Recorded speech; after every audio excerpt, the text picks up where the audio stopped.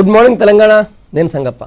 పత్రికల్లో వచ్చినటువంటి ముఖ్యమైన వార్తలు చూసినట్టయితే నిన్న సీఎం కేసీఆర్ కరువుపై సుదీర్ఘంగా సమీక్ష నిర్వహించారు. అన్ని జిల్లాల కలెక్టర్లు, ఉన్నతాధికారులు, మంత్రులు ఈ సమీక్షలో పాల్గొన్నారు. సహాయక చర్యల్ని వెంటనే వేగవంతం చేయాలని చెప్పారు. ఈసారి ఇంకా ఎండలు ఇంకా మరో నెల నుంచి నెలన్నర వరకు ఉండేటువంటి అవకాశం ఉంది. తీవ్రత ఎక్కువగా ఉంటుంది కాబట్టి జాగ్రత్తగా ఉండాలి. మంచినీటి ఎద్దడి, భూగర్భ జలాలు అడగంటిన చోట సమస్యలు ఎక్కువగా ఉంటాయి కాబట్టి అక్కడ వెంటనే సహాయక చర్యలు ముమ్మరం చేయండి అని చెప్పి అధికారులకు ఆదేశించారు సీఎం కేసీఆర్. అది ప్రధానంగా ఉన్నటువంటి వార్త. ఆ తర్వాత ఈ నెల 2వ తేదీన ముఖ్యమంత్రి కేసీఆర్ గారు కాళేశ్వరం ప్రాజెక్టుకి శంకుస్థాపన చేయబోతున్నారు. అది కూడా ఇంకో బ్యానర్. ఇక మూడో వారు చూసినట్టయితే 2.5 ఏళ్లలో పాలమూరు ఎత్తిపోతల పథకాన్ని పూర్తి చేస్తామని చెప్పి నిర్మిస్తామని చెప్పి ఇరిగేషన్ మినిస్టర్ హరీష్ రావు చెప్పారు నిన్న. అక్కడ ఈ పాలమూరు ఎత్తిపోతల పథకం మొదటి దశలో భాగంగా ఉన్నటువంటి ఏదుల నార్లాపూర్ రిజర్వాయర్ పనులకు ఆయన శంకుస్థాపన చేశారు. తర్వాత ఈ కలుకుర్తి లిఫ్ట్ ఇరిగేషన్ దగ్గర రాత్రి ఇరిగేషన్ మినిస్టర్ హరీష్ రావు అక్కడే నిద్ర చేశారు. ఇక నుంచి అన్ని ప్రాజెక్టుల దగ్గర నేను పడుకొని అక్కడే ఉంటానని చెప్పి ఒక్కొక్క రోజు ఉంటానని చెప్పి హరీష్ రావు చెప్పారు. అది కూడా ప్రధానంగా ఉంది. ఆ తర్వాత ఈ ప్రైవేట్ విద్యా సంస్థలు తర్వాత సర్కార్ మధ్య నడుస్తున్నటువంటి ఈ తనిఖీలకు సంబంధించిన ఇష్యూపై నిన్న హైకోర్టు మధ్యంతర ఉత్తర్వులు ఇచ్చింది. విద్యాశాఖ ద్వారానే తనిఖీలు చేయాలి, అవసరమైతే విజిలెన్స్ పోలీసులు మీరు సివిల్ డ్రెస్లో తీసుకెళ్లొచ్చు అని చెప్పి హైకోర్టు చెప్పింది. అది కూడా ఇంకో బ్యానర్గా ఉంది.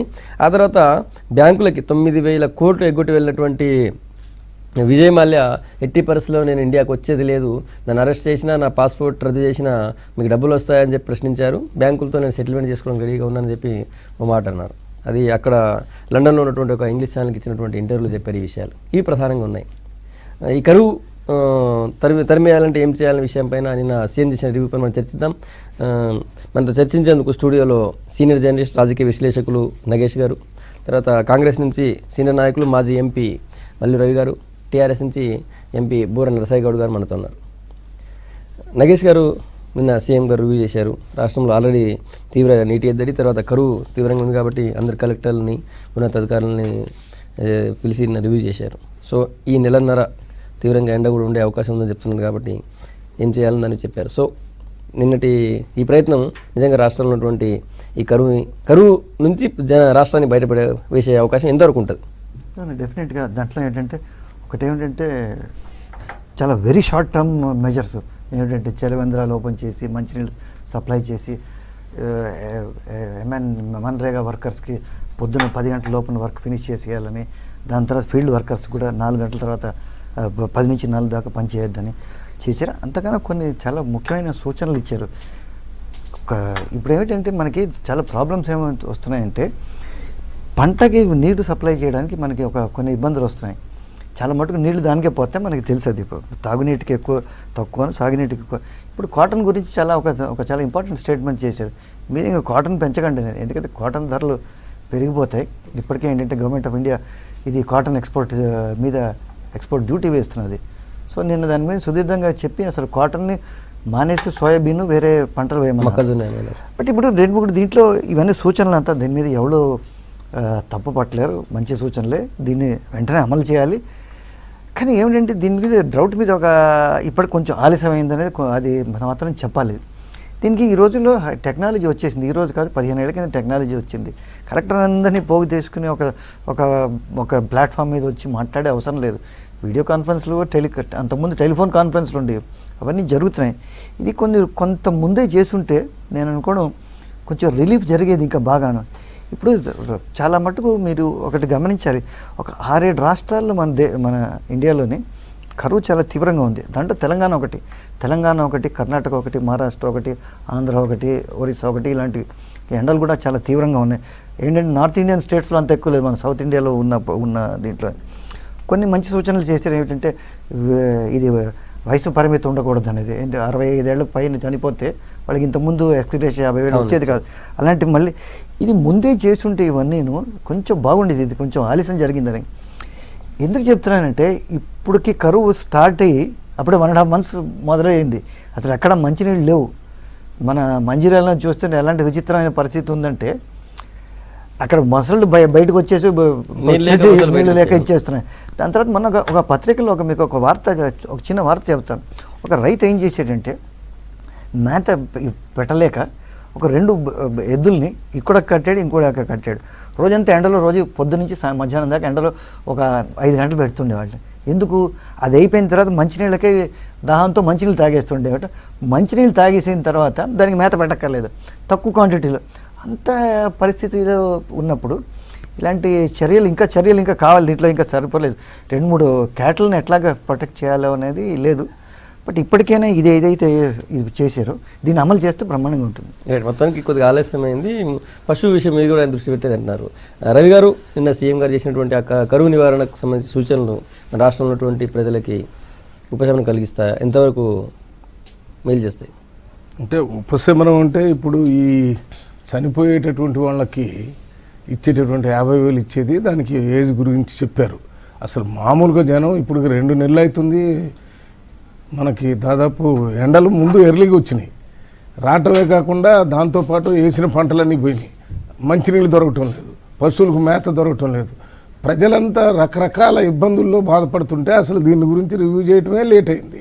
అయిన తర్వాత కూడా ఎందుకు బాధపడుతున్నారనే విషయం కూడా మీకు తెలిసే ఉంటుంది. మీకు ఇప్పుడు ఎంప్లాయ్మెంట్ గ్యారంటీ స్కీము పొద్దున్న నుంచి 10:30కి తర్వాత 4:30కి చేయమన్నారు. నిన్న మొన్న మేము ఊళ్ళలో పోయి చూసి వచ్చాము. దాదాపు మార్చి 1st వీక్ నుంచి అసలు పనులే చేయనీయటం, పనులు జరగటం లేదు. ఎందుకు జరగటం లేదా? అంతకుముందు ఉన్నటువంటి 7-8 వారాలు వాళ్ళు పని చేస్తే వాళ్ళ డబ్బులు ఇవ్వలేదు, అవి వస్తున్నాయని అంటున్నారు. నిన్న నేను పోయి ఒక ఊళ్ళో రాత్రిపూట పోయి చూసాము, అది బ్యాంకులో వచ్చిన వాళ్ళకి రాలేదు, పోస్ట్ ఆఫీస్లో వచ్చిన వాళ్ళకి రాలేదు. ఈద్గాన్పల్లిని ఒక విలేజ్కి పోయాం, దాంట్లో 52 గ్రూపులు ఉన్నాయి. ఒక్కొక్క గ్రూపులో 15 నుంచి 20 మంది ఉంటారు. వీళ్ళందరూ కూడా పని లేకుండా ఉన్నారు. ఏం పని చేయాలో ఇబ్బంది పడే పరిస్థితి.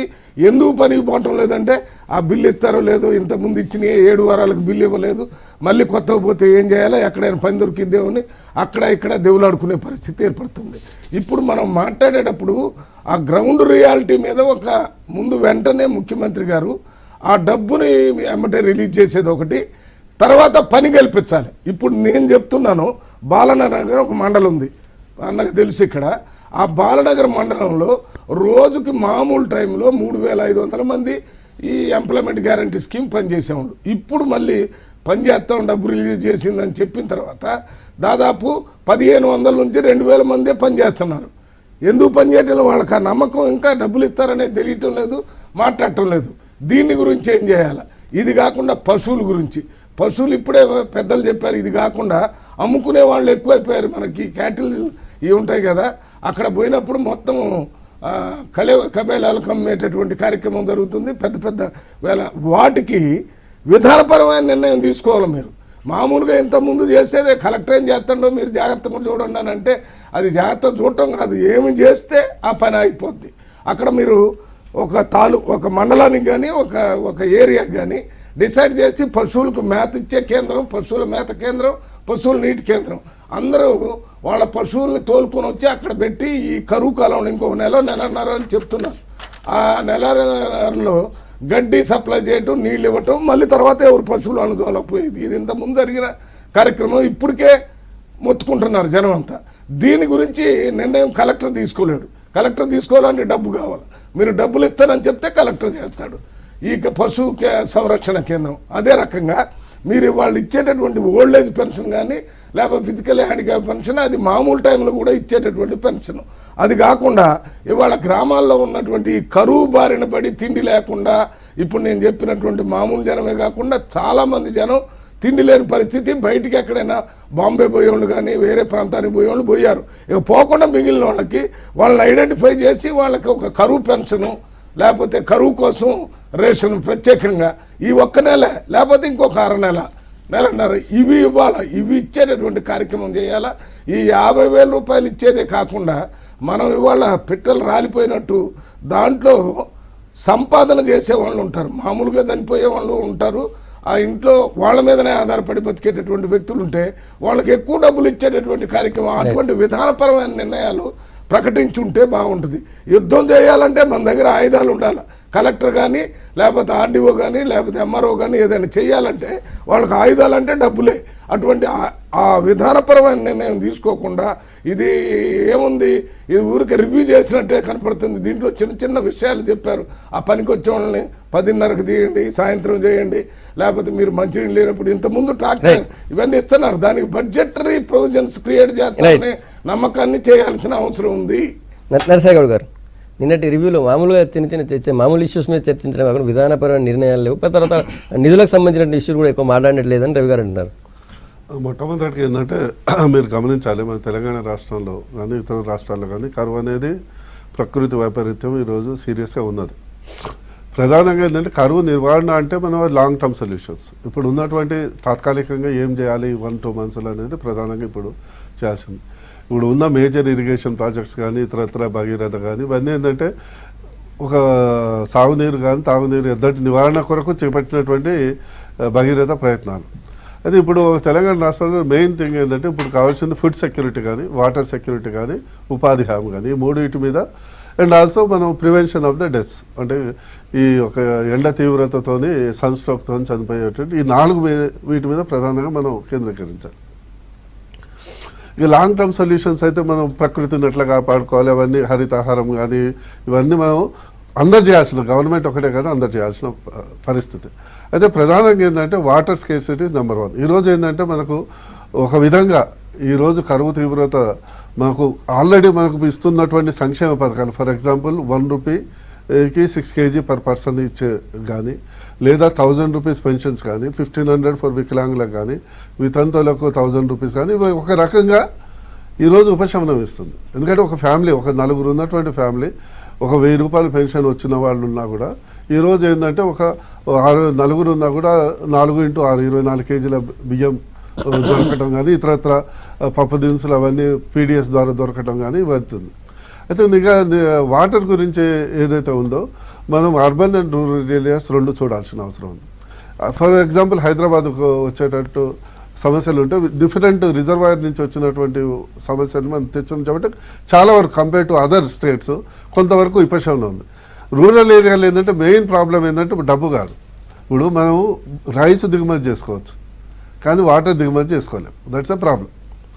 వేరే స్టేట్ వేరే కంట్రీ నుంచి మనం పప్పు దినుసులు దిగుమతి చేయొచ్చు, ఆయిల్ దిగుమతి చేసుకోవచ్చు, కానీ మహారాష్ట్ర లాతూర్లో వాళ్ళు వాటర్ని కూడా వేరే ప్రాంతం నుంచి దిగుమతి అది మొత్తం ఒక పట్టణానికి చేసుకోవచ్చు కానీ మొత్తం రాష్ట్రానికే చేయలేం కదా. భూగర్భ జలాలు అంటే పోయినాయి. ఈరోజు బోర్లు వేస్తే ఏంటంటే అప్ టు 500-600 ఫీట్ ఇచ్చినా కూడా వారం రోజులు వస్తుంది, మళ్ళీ తర్వాత డ్రై అవుతున్నాయి. అందుకొరకు ఏంటంటే ప్రధానంగా ఆల్రెడీ డిఫరెంట్ ఏదైతే ఉందో డ్రింకింగ్ వాటర్ కొరకు చర్యలు చేపట్టడం జరిగింది. ఇది ఈరోజు రివ్యూ అనేది బిగినింగ్ కాదు. మీరు గుర్తు చేసుకోవాల్సింది ఏంటంటే రివ్యూ అనేది బిగినింగ్ కాదు. అంటే ఈరోజు ఏదో కరువు నివారణ చర్యలు కరువు సంబంధించిన ఈరోజు ఒక ఫోకస్ మళ్ళీ ఇంకా రీఎంఫసిస్ చేయడానికి రివ్యూ చేశారు. కానీ ఆల్రెడీ కలెక్టర్ దగ్గర కానీ మంత్రుల దగ్గర కానీ ఇవన్నీ ప్రతిపాదనలు ఉన్నాయి, నడుస్తూనే ఉన్నాయి. సీఎం గారు మొదటిసారి దీని మీద దృష్టి పెట్టారు, మొదటిసారి ఇప్పుడు రివ్యూ చేస్తారు. ప్రాబ్లం ఏమైందంటే ఎప్పుడైనా కూడా సీఎం రివ్యూ పెట్టినప్పుడు ఫోకస్ ఎక్కువవుతుంది. అంటే సీఎం రివ్యూ పెట్టినప్పుడే ఈ రోజు స్టార్ట్ అవుతుంది కాదు, ఆల్రెడీ ఇవన్నీ చర్యలు జరుగుతూనే ఉంది, డెఫినెట్లీ జరుగుతుంది. ఫర్ ఎగ్జాంపుల్ ప్రతి కలెక్టర్ దగ్గర 25 to 30 crores మనకు స్పెషల్ ఫండ్ పెట్టడం జరిగింది. వాటర్ స్పెషల్లీ ఇప్పుడు సాగునీరుకి సంబంధించి ప్రతి బోరు ఎక్కడైతే ఊళ్ళల్లో బోర్లు లేదో పడతలేదో అక్కడ లీజ్కు ప్రతి రైతుకు ఎవరైతే బోర్ లీజ్కు 6500 ఇవ్వటం జరిగింది, పైప్ లైన్కి ఇవ్వటం జరిగింది. ప్లస్ వాటర్ ట్యాంకర్స్కు ప్రతి ట్యాంకర్కు 350 రూపీస్తో ఎక్కడెక్కడ వాటర్ దూరంగా ఉన్నా కూడా ఉంది దానికి చేయడం జరుగుతుంది. ఇక ప్లస్ ఉపాధి, నెక్స్ట్ క్వశ్చన్ ఏంటంటే ఉపాధి పశుగ్రాసం ఈ 2 ప్రధాన కీలకం. ఉపాధికి సంబంధించింది ఏంటంటే కొంత లాస్ట్ 1 month డిలే అయింది వాస్తవం. అది ప్రధాన లాస్ట్ 1 month పేమెంట్ డిలే ఎందుకు ప్రధానంగా రాష్ట్ర ప్రభుత్వం అది ఉపాధి హామీ పథకం అనేది కేంద్ర ప్రభుత్వం మన రాష్ట్రానికి ఇతర రాష్ట్రాలకు కూడా ఆల్మోస్ట్ 15-20 వేల కోట్లు రిలీజ్ చేసిన డిలే అయింది కాబట్టి కొద్దిగా పేమెంట్ డిలే అయింది. దాంతో ప్రజల్లో ఒక తాత్సారం అది వస్తాయా రావా అనేది. డెఫినెట్లీ ఏంటంటే అది రిలీజ్ అయిపోయింది, ఇప్పుడు పేమెంట్ మొత్తం ఆల్మోస్ట్ బ్యాక్లాగ్ అని క్లియర్ చేస్తుంది. ప్రత్యేకించి ఎండకు సంబంధించింది మేము క్లియర్ చేయలేదన్నా. నేను పోయి వచ్చాను ఎక్కడ ఇప్పుడు చెప్పేది ఊరికి ఎందుకు పోయి చెప్తున్నానంటే పేరు మల్లురావు గారు, నేను ఊరికినే చెప్తే ఇట్లే చెప్తున్నారు. ఇక్కడ అయిపోయినాయి. ఇది విషయాన్ని మాట్లాడితే జరగలే ఎట్లా వింటారు మీరు? కంప్లీట్ గా జరగని చెప్తే జరగంది కాదు, జరుగుతున్నది. నేను ఏం చెప్తాను, డిస్పర్సల్ స్టార్ట్ అయిపోయింది, అది క్లియర్ అయిపోతుంది. That's not a problem at all. ఎందుకంటే ఆ డిలే కూడా మన రాష్ట్ర ప్రభుత్వం వల్ల కాదు, ప్రభుత్వానికి కదన్నా, ప్రజలకి ఇబ్బంది కంప్లీట్ కాదు. అది ఏంటంటే సెంట్రల్ గవర్నమెంట్ నుంచి ఫండ్స్ డిలే కావడంతో అది మొత్తం బ్యాక్లాగ్స్ అన్ని అది క్లియర్ చేస్తున్నాం. సెకండ్ ఏంటంటే ఏదైతే ఉందో బిఫోర్ 10 o'clock ఆఫ్టర్ 4 o'clock పని అనేది ఈ రోజు ముఖ్యమంత్రి గారు చెప్పిందే కాదు.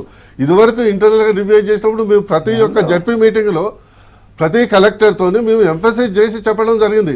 ఎట్టి పరిస్థితుల్లో ఉపాధి హామీ పథకం పనులు ఏదైతే బిఫోర్ 10 ఆఫ్టర్ 10 to 11 మ్యాక్సిమం 11 తర్వాత చేయొద్దు, చేస్తే దీనివల్ల ప్రభావం ఉంటుందని చెప్పడం జరిగింది. అది ఆల్రెడీ అమలు అవుతుంది. ముఖ్యమంత్రి గారిని దీన్ని రీఎంఫసైజ్ చేయడం జరిగింది. అందుకొరకు ఏంటంటే ఇవన్నీ జరుగుతూనే ఉన్నాయి. కొంతవరకు ఏంటంటే మనకు సంక్షేమ పథకాలు ఇప్పుడు అక్కడికి వచ్చినాయి. That is a reality. ఇప్పుడు సంక్షేమ పథకాలు కొంతవరకు అక్కడ వచ్చారు. ఇక పశుగ్రాసం గురించి కలెక్టర్లకు కానీ పశు సంవర్ధక శాఖ మంత్రిత్వ శాఖకు కానీ ఆల్రెడీ ఎడ్యుకేట్ ఇవ్వమని ఆల్రెడీ మనకు ఇవ్వటం జరిగింది. ఫండ్స్ కూడా కలెక్టర్ దగ్గర స్పెషల్గా ఒక్కొక్క మంత్రి దగ్గర 25 కోట్లు పెట్టడం జరిగింది. ఎందుకు పెట్టడం జరిగింది? ఇలాంటి ఎమర్జెన్సీస్ ఎక్స్చేంజెస్ వచ్చినప్పుడు ఇమీడియట్లీ ఫండ్స్ మనం రాయాలి, అడ్మినిస్ట్రేటివ్ ప్రోటోకాల్ పోవాలి, రిలీజ్ కావాలి, అది వచ్చే వరకు కరువు టైం అయిపోతుందని ఉండకుండా ఏంటంటే ఎందుకు పెట్టడం జరిగింది? ఒక దగ్గర ఒక 10 బోర్లు ఒకవేళ వాటర్ టేబుల్ ఉందనుకో ఇమీడియట్ శాంక్షన్ చేయమని చెప్పడం జరిగింది. ఇవన్నీ ఆల్రెడీ ఇన్ ప్లేస్ ఉన్నాయి. గౌరవ ముఖ్యమంత్రి గారు ఏంటంటే మళ్ళీ ఇంకోసారి ఈ 1.5 month ఎందుకంటే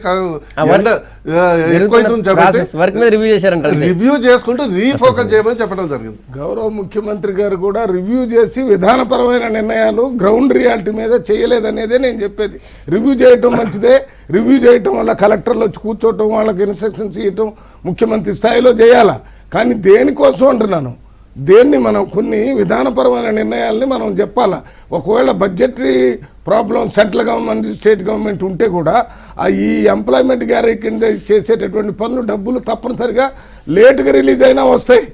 ఇప్పుడున్నటువంటి కరువు పరిస్థితుల్లో మన ప్రజల్ని మనం రక్షించుకోవడానికి మనం డబ్బులు ఇచ్చి కూడా రీఎంబర్స్మెంట్ తీసుకోవాలి.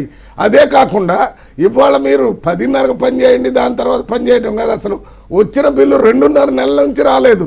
రాకపోగా అది ఇప్పటికి కూడా మళ్ళీ వాళ్ళు రిలీజ్ చేసింది వేయలేదు. అది వెంటనే యుద్ధ ప్రాతిపదిక మీద అది ఇప్పియాలని, దాంతో ప్రకారం పని కావాల్సిన వాళ్ళందరికీ పని కల్పించాలి. 150 రోజులు అని చెప్పారు. అది పనులు అసలే పనులకే రాని పరిస్థితి.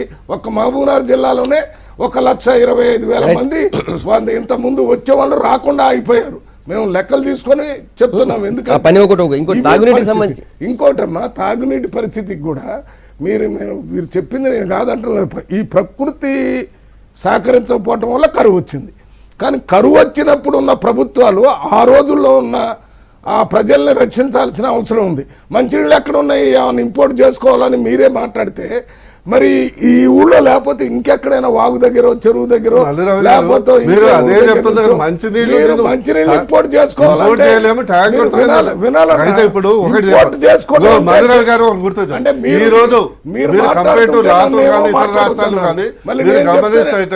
అన్న ఇది పువ్వు మీద కారం తల్లినట్టుంది. అసలే పని జరగటం లేదు అక్కడ కరువులో. మేము చేస్తామంటే వాటి సంగతి అండి. మేము కలెక్టర్స్ నుంచి ఇంత కరువు పరిస్థితి ఏంటో లేదు ఇవాళ. అక్కడ ఏమి మాట్లాడలే పేపర్లో. కరువుకి ఏం మాట్లాడారో సీఎం గారు అది వచ్చింది అంతే. మేము చెప్తున్నాం కరువుకి చాలా ఇబ్బంది పడుతున్నారు, బతకలేదు, పస్తులు బండి చచ్చిపోయే పరిస్థితి వస్తుంది. దీన్ని నాతో కాంగ్రెస్ పార్టీకి పవర్ కరువు అయితే రాజకీయ కరువు ఉంది, అది మాత్రం గ్యారంటీ నేను ఒప్పుకుంటా. కానీ రాజకీయ కరువు అయితే ఉన్నది. కళ్ళు ఎక్కుతున్నాయి అంటారు కదా. మేము కరువు గురించి మాట్లాడుతుంటే రాజకీయ కరువు ఎక్కువగా విపరీతంగా ఉంది. మీరు విధానపరంగా అక్కడ పశు సంరక్షణ కేంద్రాలు పెట్టలేదు, గడ్డి కేంద్రాలు, మంచినీళ్ళ కేంద్రాలు, రేషన్ కరువు రేషన్ కానీ పెన్షన్ కానీ ఇవ్వలేదు. ఇవ్వాల్సిన పరిస్థితి ఉంది. దానికి ముఖ్యమంత్రి గారు చేశాడు కాబట్టి అవన్నీ వస్తాయి అనుకున్నాం. అది నిన్న అవన్నీ మీటింగ్ ఆశించాం, జరిగేటప్పుడు. రాలేదండి. అవేం రాలేదంటే ఇప్పుడు చెప్పండి. మీరు కరువు అది అంటే చెప్పండి. మీకు నవ్వులాటకం ఉంది. ఇప్పుడు మీరు చెప్పండి. కాంగ్రెస్ పార్టీకి కరువు ఉందా? ఏం కాంగ్రెస్ పార్టీకి కరువు ఉంటుంది? మీకు కరువు ఉన్న రోజులు చాలా ఉన్నాయి కదా. మీరు ఆగండి. 13, 14 మీరు ఆగండి, సంవత్సరాలు చెప్పండి. ఊరికే చెప్పండి. బయట కూర్చున్న రోజులు చెప్పండి, లేవా? నరసయ్య గారు ఇప్పుడు కుర్చీలో కూర్చునే వరకు మాకు కరువు ఉంది, మీరు ఆగండి. మీకు బాగుంది. అదే ఎందుకు మీరు ఎక్కడ తట్టుకోలేము, మాకం అలవాటు కదా. అరే అది పెద్ద ఎందుకన్నా సమస్య. మీరు నిన్న మీటింగ్ పెట్టమంటే తెలంగాణ దావత్ ఇచ్చారు ఖమ్మంలో 52 కూరలు పెట్టి దాంట్లో ఏమేమి కూరలు ఉండారనేది మాట్లాడుకుంటూ చేసుకుంటూ కూర్చుంటే ఇక్కడ బువ్వలేని చచ్చే పరిస్థితి ఉన్నప్పుడు మీకు ఇందుకే కోపం వస్తుంది మా మీద. కాంగ్రెస్ వాళ్ళు ఎవడో ప్రశ్నించోడు ఉండకూడదు. కాంగ్రెస్ వాళ్ళు కోపం లేదు, పిచ్చి వస్తుంది కదా. ఎమ్మెల్సీలని ఎందుకు ఈ ఆకర్షి పెట్టుకొని చేసేదంటే అసెంబ్లీలో అడుగుతారని. కరువు విషయం అంటే మాట్లాడండి. వలసలు అదే అనేది మీరు కాంగ్రెస్ గురించి మాట్లాడే సందర్భమేనా ఇది? Right, okay. కరువు కాంగ్రెస్ పార్టీకి రైట్ ఉందా? రైట్ నగేష్ గారు, అంటే నిన్న సీఎం గారు తీసుకున్నటువంటి చాలా విషయాలు, చెప్పిన విషయాలు కూడా మొత్తం ఉపశమనం కలిగిస్తాయి. తర్వాత ఆల్రెడీ మేము మా పథకాలన్నీ కూడా ఇప్పుడు ఆల్రెడీ గ్రౌండ్లోకి వచ్చినాయి కాబట్టి ఆ ఒక రకంగా అవి ఆదుకుంటున్నాయని చెప్పి ఎంపీ గారు అంటున్నారు. అంటే ఇప్పుడు ఈ పథకాలన్నీ ఏ పథకాలు? మిషన్ కాకతీయ, మిషన్ భగీరథ, అవి దీర్ఘకాలికమైన. అవి దీర్ఘకాలికమైన. కానీ ఇప్పుడు బియ్యము, 6 కిలో బియ్యం అవన్నీ చెప్పారు కావాల్సింది. కదా. ఇప్పుడు నేనేమంటున్నానంటే వలసలు జరిగిపోతున్నాయండి చాలా గ్రామాల నుంచి, ఎస్పెషల్లీ మేదక్ నుంచి, మేదక్ నుంచి ప్రత్యేకంగా. మహబూబ్ నగర్ అయితే మీరు ఎప్పటి నుంచో వలసలు, అది కొత్త కాదు. ఇప్పుడు మళ్ళీ ఎక్కువైంది. మీ మీడియా టీవీలోనే చూపిస్తున్నారు, బస్సులు ఎక్కేసి వెళ్ళిపోతున్నారని. సో అక్కడ ఏంటంటే వృద్ధులను వాళ్ళు మిగులుతున్నారు. సో ఎందుకు అవుతున్నది అక్కడ? 2 కారణాలు. ఒకటేమో అక్కడ ఏమో ఉద్యోగాలు లేవు, రోజు ఒక ఆదాయం రావడానికి పరిస్థితి. రెండోది ఏంటంటే మంచినీళ్ళు లేవు. మూడోది ఏంటంటే పశువులకి మేత లేదు. ఆయన చెప్పినట్టుగా అన్ని స్లాటర్ హౌస్కి పంపించేస్తున్నారు. సో దీనికి అసలు ఏమి, నాకైతే నిన్న ప్రోగ్రాంలో నిన్న సీఎం గారు అనౌన్స్ చేసిన దాంట్లో వీటికన్నిటికీ ఒక సొల్యూషన్ కనబడలేదు. ఇవేంటంటే స్పెసిఫిక్ ఇష్యూస్ తీసుకుని దానికి స్పెసిఫిక్ సొల్యూషన్స్ ఇవ్వాలి, కానీ దీనికి ఏదో బ్రాడ్గా చెప్పడం కాదు. దాని తర్వాత ఇప్పటిదాకా మనకి సీఎం గారు నిన్న తెలిసిందంటే అప్పుడే 1.5-2 months నుంచి ఇది అవుతున్నారు. ఇంకో 1.5 months, ఇంకా 15 రోజులు ఇంకా ఈ సఫర్ కావాలని. బట్ నేను దాంతో ఒప్పుకోను. ఈ 15 రోజులు వర్షం వచ్చేస్తే మీకు అన్ని ప్రాబ్లమ్స్ సాల్వ్ అయిపోతాయని కాదు. వర్షం వచ్చేస్తే మీకు వెంటనే ఉద్యోగాలు రాదు, వెంటనే మీకు తిండి రాదు. కొంచెం వేడి, వేసవి తాపం తగ్గుతుంది, దానివల్ల సమస్య తాగునీటి సమస్య తగ్గుతుంది, మీకు వెంటనే ఉద్యోగాలు రావు కదా. సో ఇదేమిటంటే నేనేమంటానంటే ఇప్పటికైనా మించిపోయింది ఏం లేదు. ఇది వీక్లీ ట్వైస్ ఇండస్ట్రీస్కి వారానికి 7 రోజులు మీరు ఇచ్చేస్తున్నారు. ఎట్లాగా వాళ్ళని ఇండస్ట్రీస్ని ఎట్లాగ పిలవాలో, ఏం చేయాలి, రెగ్యులర్ రివ్యూస్ జరుగుతున్నాయి. దీనికి చేయడానికి ఇబ్బంది ఏముంది? సీఎం కాకపోతే కన్సర్న్ మంత్రులు, రెవెన్యూ మినిస్టర్ ఎవరో ఒకరు ఎవ్రీ ఆల్టర్నేట్ డే దీనికి రివ్యూ చేయాలి. కానీ ఇంకోటి ఇది ప్రత్యేకంగా ఎందుకు చెప్తానంటే, ఒక కలెక్టర్ కాన్ఫరెన్స్ జరిగింది ఇంతకుముందు. ఒక ముఖ్యమంత్రి ఉన్నప్పుడు ముఖ్యమంత్రి ఏమన్నారంటే ఈ బాధ్యత కూడా మీకే ఇస్తారా కలెక్టర్కి. ఆయన ఏదో పొంగిపోతాడు ఈ బాధ్యత తీసుకుని. కలెక్టర్ లేచి ఏమన్నాడు తెలుసా? నాకు ఇప్పటిదాకా సంవత్సరానికి 150 మీటింగ్స్, స్టాచ్యూటరీ మీటింగ్స్ కండక్ట్ చేయాలి, మీరు ఇచ్చిన దాంట్లో 150 ఫస్ట్ అవుతుంది, ఇది ఎలా చేయమంటారని అడిగారు. సో ఏమిటంటే ప్రయారిటీస్, కలెక్టర్కి ఏం చెప్పాలంటే సమయానుకూలంగా ప్రయారిటీస్ చేంజ్ చేయాలి. కలెక్టర్ తెలియక కాదు. సో రివ్యూస్ జరగాలి రెగ్యులర్ బేసిస్లో. ఎంపీ గారు ఇప్పుడు అంటే ఇప్పుడు ప్రధానంగా మన మెయిన్ వక్తలో మన నగేష్ గారు కానీ వలసలు ఆగాలి అనేది 1 monthలో మనము దాన్ని ప్రివెంట్ చేయలేము. వలసలు మనకు రివర్స్ మైగ్రేషన్ కావాలనేది మా యొక్క లక్ష్యం. రివర్స్ మైగ్రేషన్ ఎప్పుడు అవుతుంది? ప్రధానంగా అవునన్నా కాదన్నా ఈరోజు కూడా 60 to 70% మనకు వ్యవసాయం మీద ఆధారపడి ఉన్నది. ఎందుకు వలసలు పోతున్నారు? వ్యవసాయంకి నీటి ఎద్దట ఉంది, సాగునీరు లేదు. ఈ భారీ ప్రాజెక్ట్స్ అనేది మనకు చెప్పడం కానీ, ఇంకోటి ఏంటంటే ఇండస్ట్రీ పదే రివ్యూ పెడుతున్నారు. ఎందుకు ఇండస్ట్రీ రివ్యూ పెడతాము? ఇప్పుడు ఎడ్యుకేషన్ అనేది పెరుగుతున్నది. అంత ఇంత పిల్లలు ఆల్మోస్ట్ ఇండస్ట్రీ మీద ఎట్లయితే వారానికి 7 రోజులు పెడుతున్నారు, ఆ విధంగా కరువు మీద ఎందుకు పెట్టట్లేదు అంటున్నారు. కరువు మీద ఇప్పటిదాకా ఫస్ట్ రివ్యూ అయింది అంటున్నారు. నేను అదే చెప్తున్నాను కదా. ఇప్పుడు కరువుకు సంబంధించిన కొన్ని స్టాండర్డ్ ఆపరేటింగ్ ప్రొసీజర్స్ ఏవైతుందో ఆల్రెడీ ఇన్ ప్లేస్ ఉంది. ముఖ్యమంత్రి గారు ఆల్రెడీ మాకు ఇవ్వటం జరిగింది, మంత్రులకు ఇవ్వటం జరిగింది. అది ఆల్రెడీ ఆన్గోయింగ్. ఇట్స్ నాట్ ఏదో. నేను అదే చెప్తున్నాను, ముఖ్యమంత్రి గారు నిన్న రివ్యూ పెట్టడం వల్ల నిన్ననే స్టార్ట్ కావట్లేదు. దాన్ని రీఎంఫసైజ్ చేయటమే నిన్న ముఖ్యమంత్రి గారి లక్ష్యం. మేము ఆశించిన విధానపర నిర్ణయాలు ఏం రాలేదు.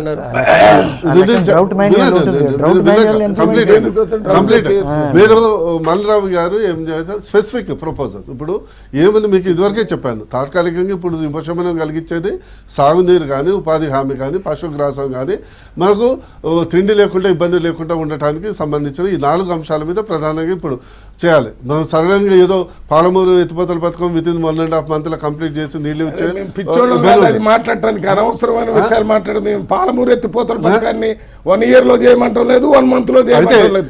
మేము మీరు చేస్తున్నారు, ఇక్కడ కరువు చేస్తున్నారంటే మేము అక్కడెక్కడ ప్రాజెక్ట్ దగ్గర పడుకుంటామని ఫోటో ఇచ్చారు. ఏమిటి కోసం ఇప్పుడు మీరు అక్కడ పడుకునేటటువంటి సందర్భంలో కరువు గురించి మీరు 1 year లో చెప్తారా? 1 year లో చెప్తారా? మీరు తెలియక చెప్తున్నారా? ఒక అర్ధరహితమైనటువంటి చర్చ కానీ ఏదో విమర్శలు చేయాలని విమర్శ కానీ కించపరిచే విధంగా మాట్లాడొద్దు. 1.5 year లో లేకపోతే 1.5 month లో మేము పాలమూరు ఎత్తిపోతల గురించి ఇప్పుడు మేము అడిగేవన్నీ కూడా తక్షణ అవసరాలు, మంచినీళ్లు, గడ్డి, ఇవన్నీ రివర్స్ మైగ్రేషన్ అడుగుతున్నారు.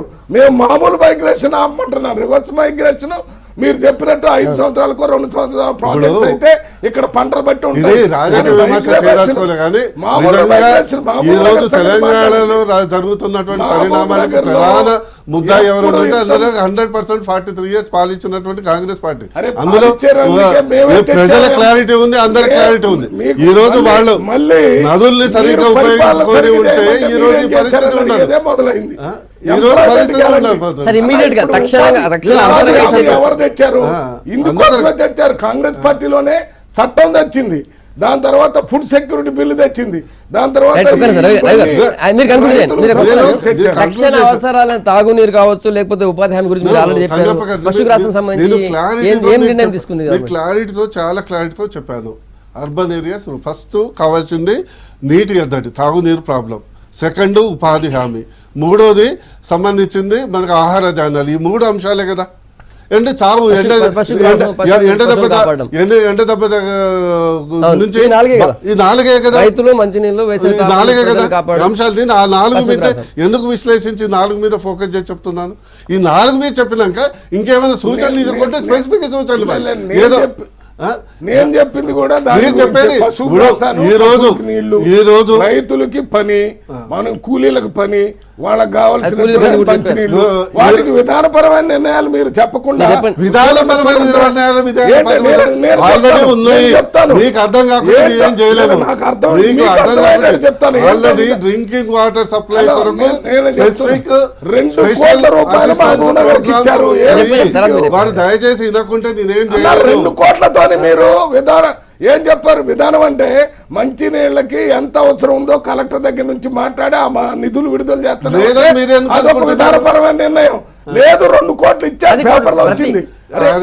ప్రతి కలెక్టర్ దగ్గర 10 కోట్లు పెడతామని ఇచ్చారబ్బా. మంచి నీళ్ళకని 90 లక్షలు 95 లక్షలు మహబూబ్ నగర్ పేపర్లో ఇచ్చారు. ఒక్కొక్క జిల్లాకి ఎంత ఇచ్చారు? అవి ఎప్పుడో ఎగిరిపోయినాయి. అక్కడ నుంచి మీరు ట్రాన్స్పోర్ట్ చేయాలన్నా ఏమవుతుందంటే వారికి కూడా తెలుసు. బోర్లు వేసేటప్పుడు మమ్మల్ని కొద్దిగా కూడా ఉన్నదానికోసం వేరే చెప్తే అట్లా. మీరు చెప్పినట్టుకు ఇప్పుడు భూమిలో నీళ్లు లేవు, బోర్ ఎంగనే ఎండిపోతుంది. అయితే బోర్ వేసాం కాబట్టి మా పని అయిపోతే కుదరదు కదా. వారు బోర్లో నీళ్లు లేకపోతే ట్యాంకర్ నుంచి తెప్పించి ఏర్పాటు చేయాలి. దానివల్ల నిధులు అయిపోతున్నాయి. అందుకని 2 మహబూబ్ నగర్ జిల్లాకి ఫస్ట్ బిగినింగ్ లో ఎంత డిస్కషన్ అవుతుందని క్లారిటీతో పాయింట్స్ 4 పాయింట్ చెప్పాను. 4 గవర్నమెంట్ తీసుకున్నటువంటి చర్యలు చెప్పాను. ఇప్పుడు ఒక్కొక్క ట్యాంకర్కు 340 రూపీస్ చెల్లించి ఎక్కడైతే నీటి ఎద్దడి ఉన్నదో, నీటి అవైలబిలిటీ లేదో, ఎక్కడైతే రైతులు చాలా సందర్భాల్లో ఎంఆర్ఓ, ఎంపీడీఓ, స్థానిక ఎమ్మెల్యే, స్థానిక ఎంపీ పై ఎవరైతే రైతుల బోర్లు పోస్తున్నాయో అవసరమైతే ఎడిషనల్గా ఎమ్మెల్యేలు, ఎంపీలు వాళ్ళని రిక్వెస్ట్ చేసుకొని అవసరమంటే వాళ్ళకి కొంత పరిహారం పర్సనల్గా చెల్లించేసి ఆ నీళ్ళని గ్రామ కంబైన్డ్ యూజ్ ఏదైతే ఉందో తాగునీరు కొరకు ఉపయోగిస్తున్నారు. దానికి 350 రూపీస్ ఎలాంటి లోటు లేకుండా చెల్లిస్తున్నారు చెప్తే అర్థం చేసుకుంటే ఎవరికి అనిపించట్లే. కానీ రెండోది పాలసీ ఉంది, నేను పాలసీ అదే. కానీ పాలసీ నిధులు కావాలి కదా. అరే ఇంత సీనియర్ నాయకుడు చెప్పేది చూసి వచ్చావు, నువ్వు చూసి వచ్చావు. మీరు చూసిందే బాగుండే అంటే ఎవరు చూసి మీరు చూసిందే కరెక్ట్ అయిద్దా? మీరు వాళ్ళ కరువు గురించి పోదాం పదండి. ఈ మంత్రిని లేక కొట్టుకునే పరిస్థితి, అది నిధులు లేకనే ఒక ట్యాంకర్ వస్తే ఏమైంది? అది మీరు చెప్పారు కదా, మీరు కంక్లూడ్ చేయండి. దీన్ని కంక్లూడ్ చేయదు. ఇప్పుడు దానికి ఇవ్వటం జరిగింది. ఇంకోటి ఏంటంటే సబ్టైజ్ బోర్లు 3-4 కిలోమీటర్ దూరం ఉంటాయి. దాని కొరకు ప్రత్యేకంగా ఆర్డబ్ల్యూఎస్ కింద ఫండ్స్ పెట్టేసి అన్నిటికీ pipe line without any limit ఇవ్వటం జరిగింది. అదే కాకుండా ఈ ఫండ్సే కాకుండా ఒక్కొక్క మంత్రి దగ్గర 25 crores పెట్టడం జరిగింది. ఖర్చు పెడుతున్నారా? ఎక్కడ నిధులు రావట్లేదు చెప్పేది ఒకటి. సెకండ్, ఒక్కొక్క ఎమ్మెల్యే దగ్గర 3 కోట్లు దీన్ని పెట్టింది. మేము జనగాం మండలంలో దాదాపు 650 బోర్లు వేయటం జరిగింది. ఎక్కడెక్కడ ఫోకస్ ఉందో నేను చెప్తున్నాను. నియోజకవర్గంలో ప్రతి మండలంలో ఎక్కడెక్కడ ఉందో ఇమీడియట్గా, ఒకవేళ అధికారుల నుంచి ఫండ్స్ లేటున్నా కూడా ఎమ్మెల్యే ఫండ్స్, ఎంపీ ఫండ్స్ పెట్టేసి ఇమీడియట్లీ బోర్లు వేయటం జరుగుతుంది. ఇవన్నీ అర్థం చేసు. సెకండ్ ఏంటంటే ఇప్పుడు మల్లు రవి గారికి ఎంత ప్రజలకు ఆదుకోవాలని ఆదుత ఉందో ప్రభుత్వంలో ఉన్నటువంటి టీఆర్ఎస్ పార్టీ నాయకులకు అంతకంటే ఎక్కువ ఉంటుంది కదా. ఎవరికి ఉండదే. ఎందుకంటే ఒకవేళ వాళ్ళు ఏంటంటే నిజంగా ప్రభుత్వాన్ని పనిచేయించడానికే ప్రతిపక్షం ఉండేది. మీరు ప్రతిపక్షంలో ఉన్నప్పుడు కూడా మాట్లాడాలి. మేము ఇప్పుడు ప్రతిపక్ష పార్టీ దగ్గర ఉంది. దీంట్లో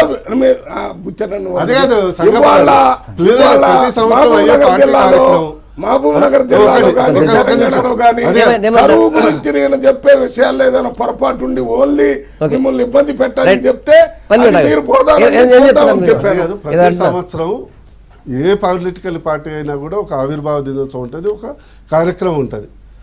దాన్ని ఒక 1 day నడుపుకున్న దాన్ని కూడా మీరు ఈ వంట చేస్తున్నారు. ఫుడ్ ఫెస్టివల్ చేస్తారా? ఇప్పుడు సందర్భం ఏంటి?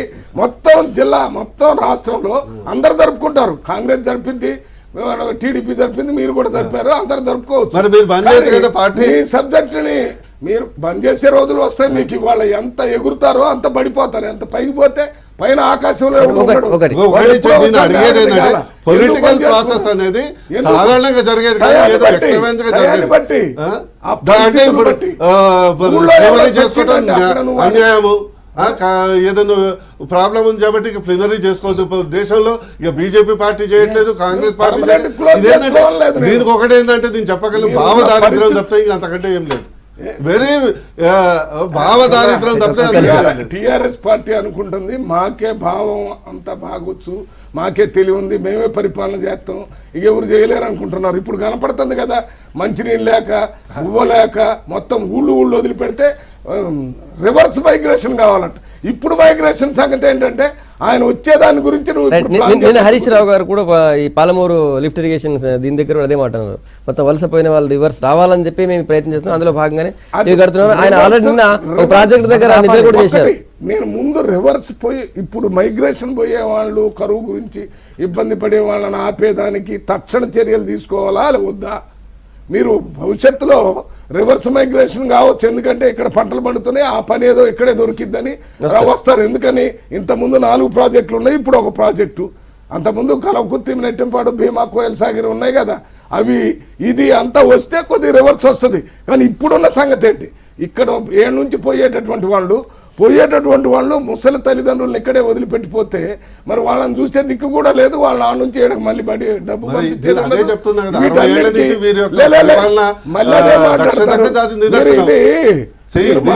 ఏంటంటే 2014 ముందు చెప్పిన అబద్ధాలు ఏదైతే KG2 PGO 3 ఎకరాల భూమో 2 బెడ్రూమ్స్ ఇవన్నీ అయిపోయినాయి. ఇవాళ ఈ పరిస్థితి కరువులో మీరు 60 సంవత్సరాల నుంచి చేసే కరువు ఇప్పుడు ప్రకృతి తీసుకొచ్చినటువంటి విలయం ఇది. దీన్ని మనం ఏ రకంగా చేయాలా? దీని మీద హరీష్ రావు గారు ఈ ప్రాజెక్టులన్నీ ముందే కంప్లీట్ అయి ఉన్నట్టయితే నీళ్లు ఆపుంటే వలసలే ఉండేవి కాదు అన్నారు. ప్రాజెక్టులను మొదలుపెట్టి ఇప్పటికి పూర్తయ్యేదాన్ని ఆఫ్ చేసింది ఎవరో చెప్పండి.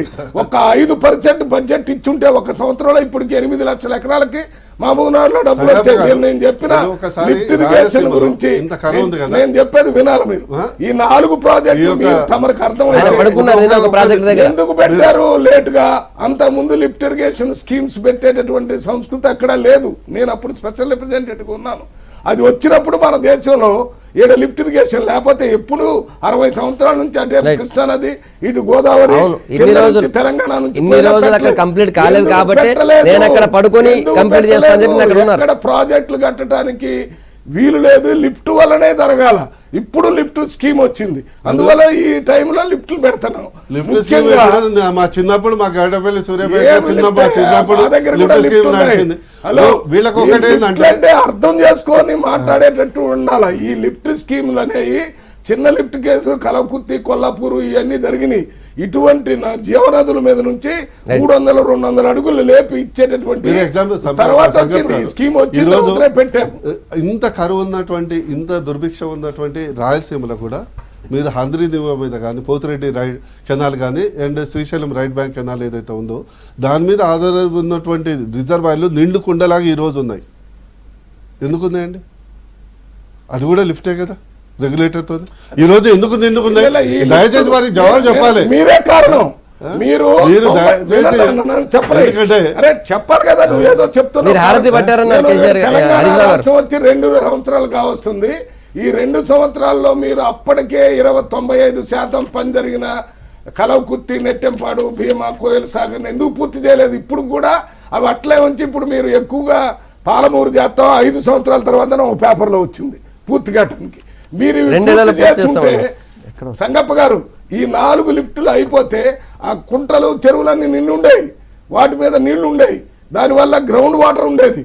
అవన్నీ లేకుండా చేశారు. ఎందుకని ఇటు పూర్తి చేస్తే కాంగ్రెస్ మొదలు పెట్టారు కాబట్టి వాళ్ళు చేశారని జనం అనుకుంటారు. తొందరగా పూర్తి చేయాలని చెప్పి, సత్వరంగా పూర్తి చేయాలని చెప్పి హరీష్ రావు గారు ఒక ప్రాజెక్ట్ నిద్ర చేశారని చెప్తున్నారు. 2 నెలల తర్వాత సీఎం గారు రివ్యూ చేసినట్టు ఇప్పుడు సత్వరం చేయాలంటున్నారు. 60 సంవత్సరాలు పాలించి వాళ్ళకు సరిపోలేదు లిఫ్ట్ చేయడానికి కానీ, నీళ్లు కావటానికి కానీ 2 ఏళ్లలో టీఆర్ఎస్ ప్రభుత్వం వచ్చి మొత్తం చేయలేదని థ్యాంక్ యూ నరసింహగౌడ్ గారు, తర్వాత మల్లురయ్య గారు, నగేష్ గారు. Good morning Telangana. మీ అప్పీల్ మళ్ళీ సోమవారం ఉదయం ఇదే టైం కలుద్దాం. Stay tune.